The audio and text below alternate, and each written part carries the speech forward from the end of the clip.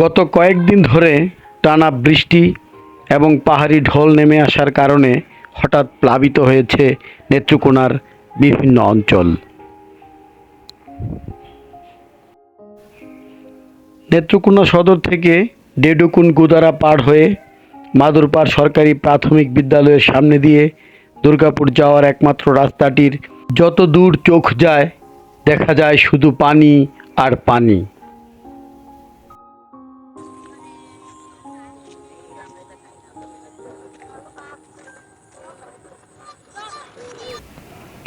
হঠাৎ বন্যায় আক্রান্ত হওয়ার কারণে এই অঞ্চলের মানুষদের জীবনে নেমে এসেছে চরম দুর্ভোগ।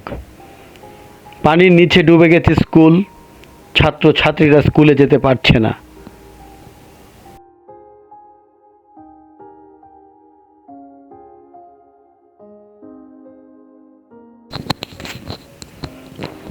নেত্রকোনা সদর থেকে দুর্গাপুর যাওয়ার এই রাস্তাটি এখনো মাথা উঁচু করে দাঁড়িয়ে আছে। রাস্তা থেকে বাড়িতে যাওয়া আসার জন্য মানুষ কলা গাছের ভেলা বানিয়ে ব্যবহার করছে, অনেকেই নৌকাও ব্যবহার করছে।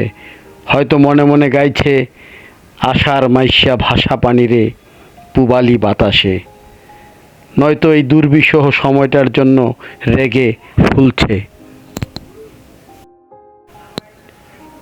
রাস্তার দুই ধারে বিশাল জলরাশি দেখে অনেকের কাছেই আনন্দ লাগছে।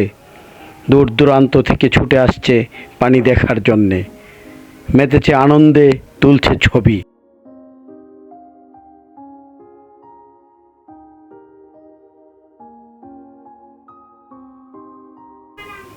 কিন্তু পানির মধ্যে ভাসতে থাকা হঠাৎ বন্যা কবলিত অসহায় এই পরিবারগুলোর দুর্ভোগের কোনো শেষ নেই।